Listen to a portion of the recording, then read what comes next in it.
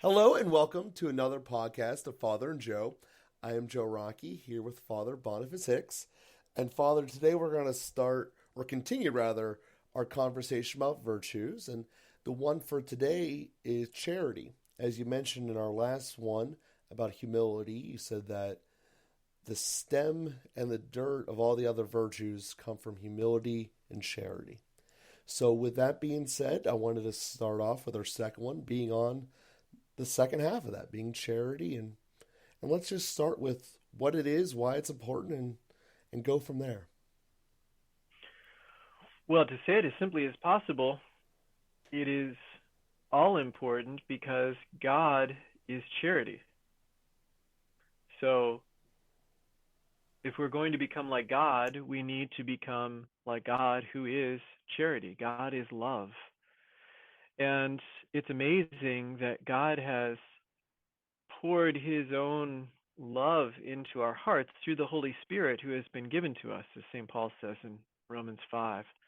And so the more that we open ourselves to God's love, the more that we are capable of becoming like him. And that's actually what holiness is. We've talked about this in the past as well. How do we measure this spiritual life? How do we measure our Catholic, how that we're getting better as Catholics? How do we measure the ultimate measure of everything in Christianity is love. So we can't emphasize that enough, that love is already our union with God. We have the same seeds of love. It's the same love in heaven, the same love in eternity that we have now. So love continues. The way that we experience things, St. Paul says, eye has not seen and ear has not heard what God has prepared for those who love him. We can't even imagine with our eyes and ears, we can't imagine what heaven will be like. But what we do know is that the same love, now think of the most pure kind of love, not a self-interested love, not a self-serving love, but the kind of love which is ready to pour itself out.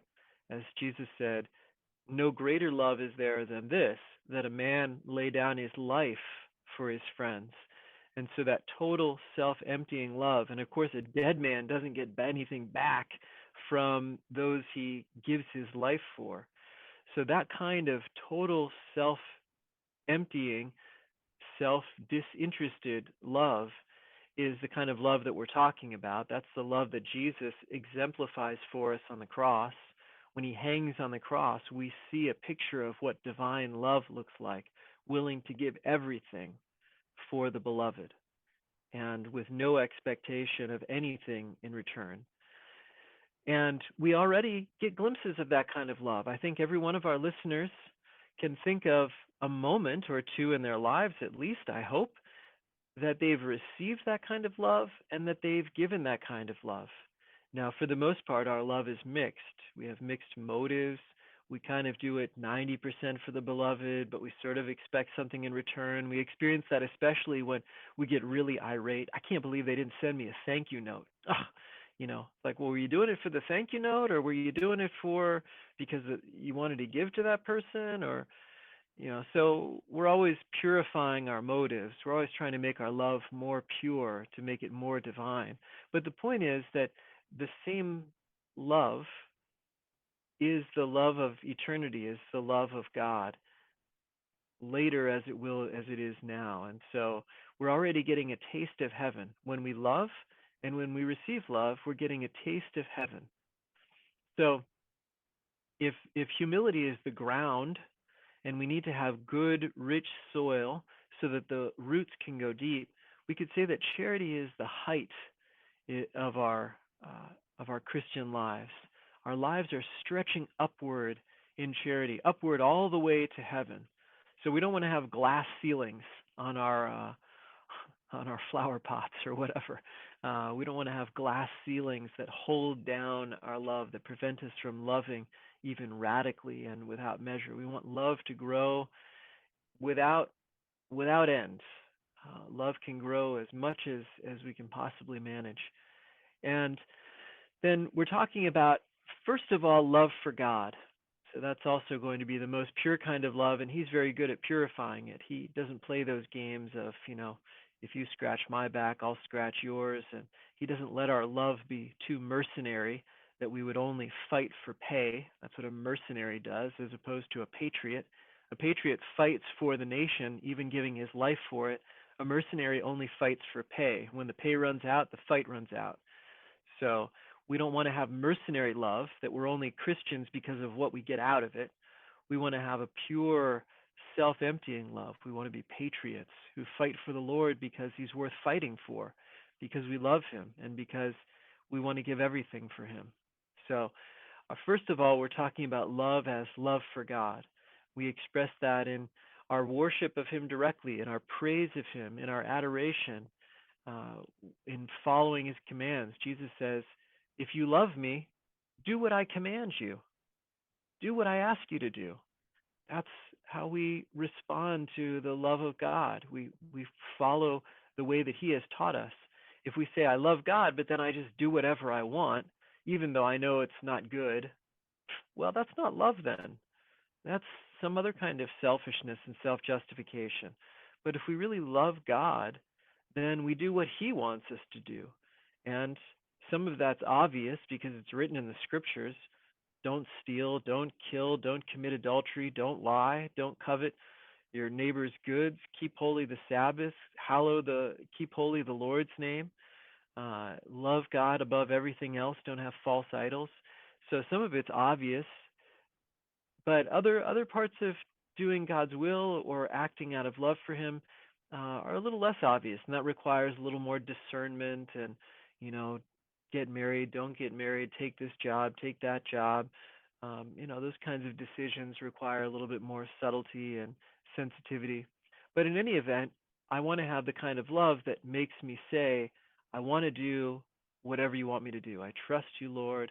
I want to give my life for you because I love you. Now, we also live out love for God by living out love for neighbor, because God told us to. Jesus said, love one another as I love you.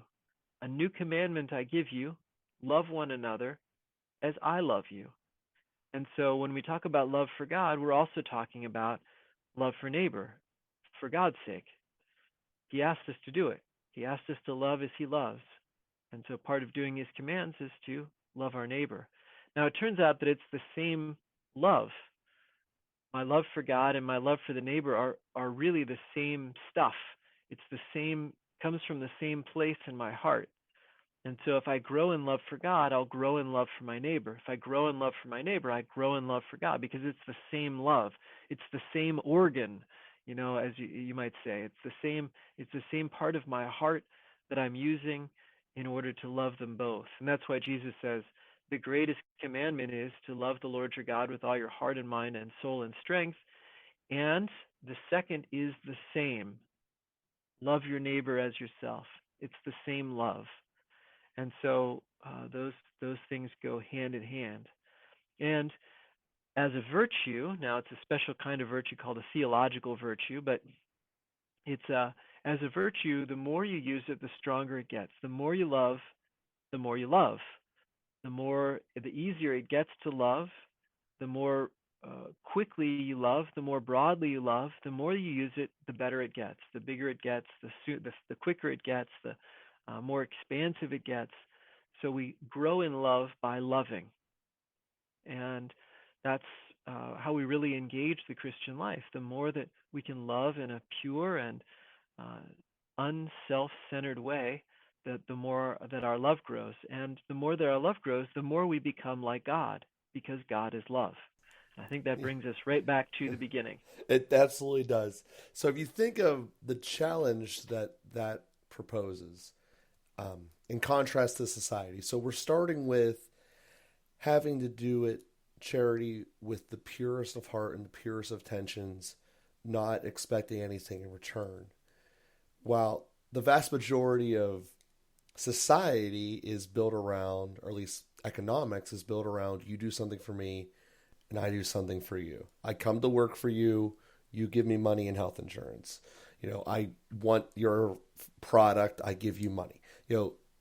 that's how essentially a lot of us are brought up, especially here in America, that you want to do fair trades for each other. And the radical challenge that Christ is calling us to is to do it, your actions in a form of love that doesn't request anything back. I love your example there about not wanting the card or the acknowledgement back in return. No, the reason that we did this, we came to your wedding or whatever, was because we wanted to be there and be happy with you, not so that we could get a thank you card for the gift we gave. And I think that that's a tremendous example that something small that we can take out of proportion. And I think the other part that we've kind of hit upon with our other talks about virtues is exactly what you're talking about. The more that you do it, the better you get at it. And it it's a great example about how your soul is different than your body. Because for the vast majority of us, whether we ever want to acknowledge it or not, physically we're going to hit a peak at somewhere in our life. We're only going to be able to run so fast. We're only going to be able to lift so much, jump so high, whatever your example could be. And then everywhere else from there is not quite as good as it used to be. But when we're talking about the virtues or really truly exercising your faith, the more you do it, the better off you are. You're basically building up momentum and carrying it forward.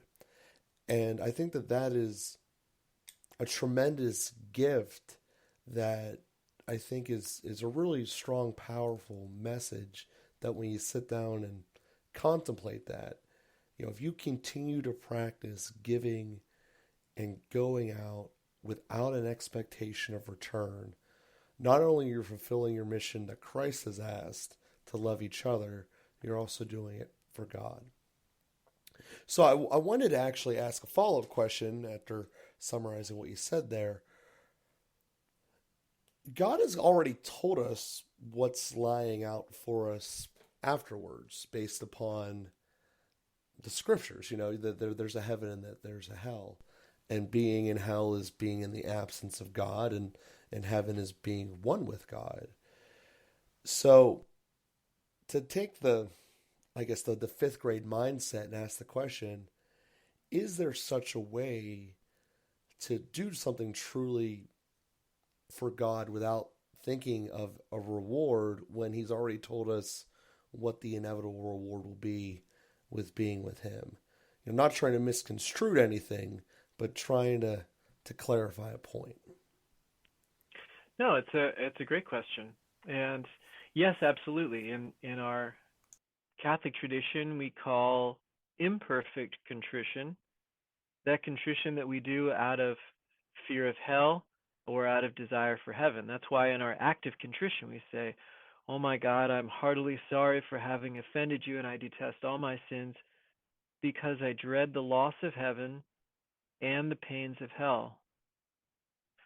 And then perfect contrition is simply out of love for God, and that's why we continue our active contrition. But most of all, uh, um, the fear of the loss of heaven and the pains of hell, but most of all, because they offend you, my God, who are all good and deserving of all my love.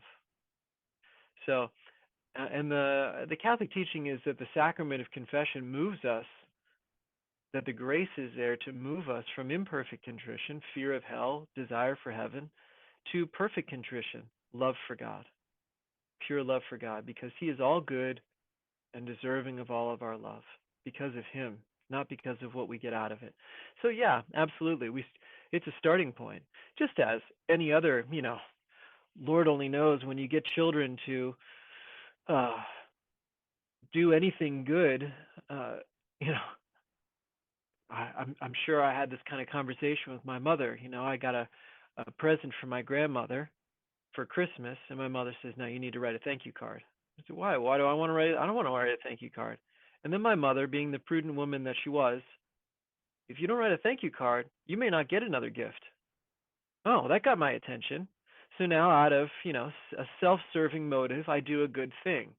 Okay, well, hopefully I moved beyond that in my life. Now I just don't write thank you cards. No, but hopefully I moved beyond that in my life to thank someone because they deserve to be thanked because they're good and deserving of my love and deserving of my thanks, and I do it because it's the right thing to do, and uh, and ultimately out of love for that person. So, yeah, it's mixed motives.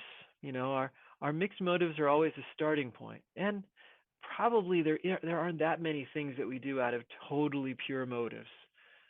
We're always kind of in a process of deeper and deeper purification. And even, we may not be aware of what those kind of subtle selfish reasons are. And it could be kind of what you're saying, Joe, that, if I want to go to heaven, if that's my motive. Now, I have to be honest, that it doesn't motivate me all that often to think about heaven and hell. I mean, I'm just not worried about not asking that question so much. It's just not so conscious for me. Although there are times I really think about. I heard this amazing talk. Father Chad Ripperger gives this talk on hell. I never had so much fear of hell. Like I really do not want to go there. I don't. I don't want to go to hell. And I think about that every once in a while, and it does motivate me. So sometimes I need a little shot in the arm, and a little thought of hell can be awfully helpful for that. Yeah, so it's not a bad thing by any means. But ultimately, we want to get to the point that we're just not thinking about ourselves. We're not thinking about what I'm going to get out of it. We're not thinking about where I'm going. I'm just really lost in doing good for the beloved because the beloved is worth it. So, Certainly.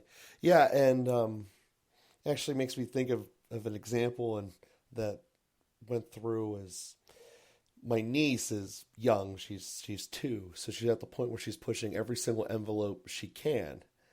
And one of the things that I see around me is everyone has different tolerance levels for things, but I've always felt that it's the adult's job to kind of mold them to make them functional members of life. And yes, on the one hand, it's hard and not always happy to be the one being yelled at because you're standing your ground on something that the little kid needs to do, and everyone else just doesn't want to hear her scream, so they just give in to her.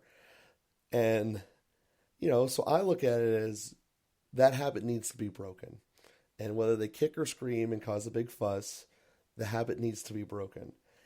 And so on the one hand, yes, I'm doing it because absolutely going to be better for her in the long run. But on the other hand, it's something that needs to change and it's not acceptable. So I guess that's kind of getting into the human element of this of doing well for each other is fundamentally how is it possible to truly break out of your own selfish desires as you're putting about that? Because the more that I've dug in, thought about this, read about this, it seems to be the true challenge of charity here is to detach all of your selfish whims that inherently are very important to you because they're about yourself from yourself. So I guess I'd like to spend a little bit of time focusing on that because that seems to be the key trick of how to truly build up the momentum and keep it going in all the ways that the Lord intends. well, and I think it's I hope it's not too much of a stretch to say that for you and for me, and hopefully for all of our listeners, um, we've advanced since when we were 2. That we no longer Yes. act like 2-year-olds, and the kind of unbridled selfishness that 2-year-olds tend to have, the terrible twos, that they're so self-assertive and they're really determined to get their own way and to have their own preferences. Now, there's also very sweet things, that we experience in little children where they have these kind of spontaneous acts of love, and they, just give you their favorite toy, and they just want you to smile and laugh and clap, and there are other beautiful things going on there. But anyway, there's that kind of that dimension of 2-year-olds that they are horrendous, And hopefully we've grown since then. And so then we might say, well, how did I grow? To be a little bit more free, to be a little less self-centered, and to be more loving and more generous. Well, a number of ways that I grew. A lot of a lot of young men grow when they fall in love. It's very helpful. When there's a woman in the picture, all of a sudden a lot of things get cleaned up. They discover their razor, they discover their shampoo, they discover their soap, they discover the iron and how to actually press clothes and how to clean them, and they discover being on time, and they discover all kinds of amazing things when they fall in love. Now that only lasts for about 3 months or something, but anyway, falling in love is one of the ways that we grow in love. By falling in love with a human being, and we want to be better for that person. And so now we start to do all of the things that our mother taught us to do, but we disregarded because we decided that she was out of touch or was too inconvenient or something. We start to behave like a grown up. We start to behave responsibly and for the sake of that person. So the positive motivation of falling in love, and then as we start to become more responsible, and our commitment for our commitment to doing what is right, our commitment to our job, our commitment to another person that we made a promise to, our commitment to people also helps us to die to ourselves and be faithful to that commitment. And so, just out of a sense of responsibility, for example, I learned to die to myself. Um, Again, other self-centered motives can work their way in. How do I learn to say no to food? Well, uh, I know plenty of people who are in danger of having a heart attack, and that's when their eating habits changed. So there's a little selfish self-preservation thing that's going on there. I know, someone who found out that he has really bad knees, and the doctor said, well, you have two choices. You can have knee surgery, which is going to be extremely painful, very expensive, and you'll be in recovery from it for years, and you'll probably have to get it again 10 years from now, or you can change your diet. He thought, well, that's a pretty easy choice. I think I'll change my diet. So again, sort of a self-centered motive. But then the thing is, when we do good, we become more attracted to doing good. When we start to eat healthy, we start to feel better. When we start to exercise, even though it's a big pain at first, if you haven't worked out in a long time, the first workout is the worst. You're sore the next day. It's just as bad as it gets. But the second workout is better. The third workout is much better. The fourth workout is very reasonable, and then we kind of keep making progress like that. And as we grow in virtue, it feels good. We like having that freedom. We feel better about ourselves. A lot of good things happen. So different kinds of motives uh, help us to move forward in making good choices, and ultimately growing in love for God and growing in love for others to do his commandments. And then it sort of gives way to doing it for its own sake. I realize that I'm actually made for love. And so it feels good. I feel like I'm doing what I'm supposed to be doing. I'm it's fulfilling to love. It's fulfilling to worship God. It's fulfilling to serve my brothers and sisters.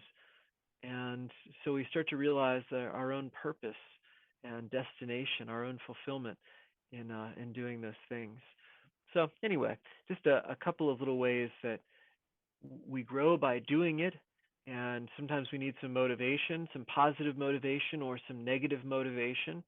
And then as we start to do it, we feel good, and it kind of helps us to keep doing it until we just forget about it and it just becomes part of who we are. And that's really the ultimate goal there, is having it become part of us, part of the everyday experience of our lives. Just as you were saying there about working out, your body gets sore because it's not used to working out. So in a sense, that's your physical body revolting against what you just did. Hey, that was a bad idea, and now we hurt, and now our muscles are sore, and we didn't like that. And it's not necessarily because it was bad, it's because your body wasn't used to it. And that's why the second workout is better, and the third workout is better, and then so on and so forth, to the point where the pain doesn't really become a factor anymore. You're just feeling the growth of your muscles and abilities.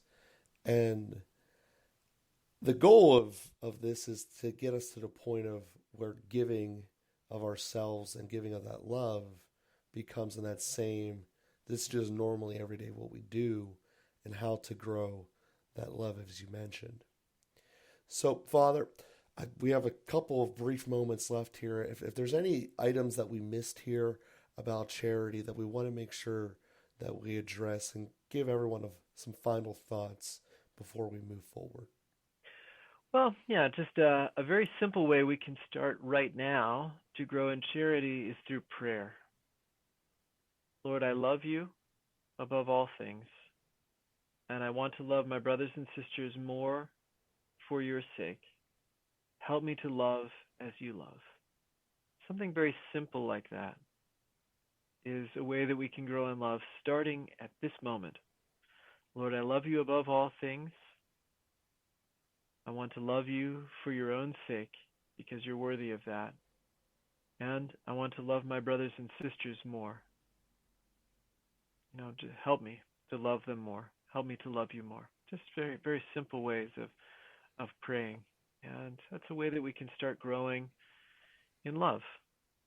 And the more you do it, the easier it gets, the better it gets, the more that you want to do it. And then we start to become more divinized. We start to become more like God. The most beautiful, divine people in our lives are the people who love the most, who love most freely, who love most selflessly. And we all know that. Yeah. So let's all set out in that direction. That's a universal truth there. And that prayer you just gave us there is, sometimes when we come back from communion, we don't really have our thoughts together. That might be a great habit to have that prayer as you return back to your pew after communion. So on that note, we thank everyone for listening out here this week. We continue to ask you to keep telling those around you. If you like the cast, please tell someone you know about it. We have grown in tremendous ways, and we thank you all for doing that. And we will begin with you here next week. Thank you.